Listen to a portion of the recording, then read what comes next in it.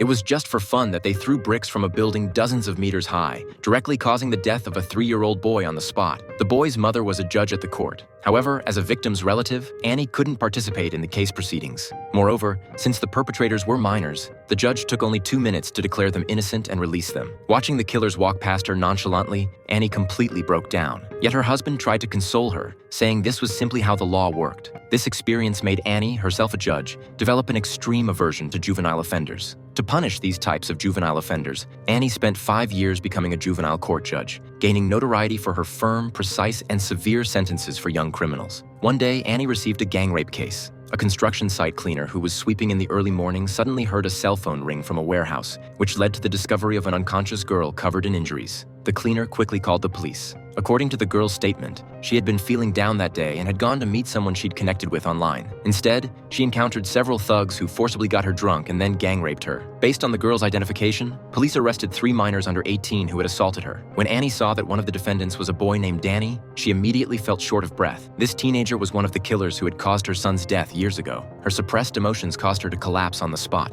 After recovering, she decided to personally preside over this gang rape case. Her husband tried to dissuade her, reminding her that the law requires judges to recuse themselves when they have a personal relationship with the parties involved, or risk judicial penalties. But Annie refused to listen, determined to bring the offender to justice. However, police only detected DNA from 2 of the boys inside the victim, not Danny's. Danny only admitted to buying alcohol and forcing the girl to drink. The case could only be classified as a juvenile protection case. Moreover, Danny claimed that everything he did was under coercion. His lawyer presented photos of his injuries, arguing that whenever Danny showed the slightest resistance, the other 2 would beat him. They also claimed he never entered the construction site where the crime occurred and had even tried to stop the other 2 from committing the crime. Watching him pretend to be pitiful, Annie was shocked, so she presented evidence that immediately stripped away Danny's facade. Police had obtained footage from a dashcam in a vehicle parked at the site, which clearly showed Danny inside the factory and actively participating in the crime. In the end, Annie upgraded Danny to a juvenile criminal suspect on charges of being an accomplice in the gang rape case.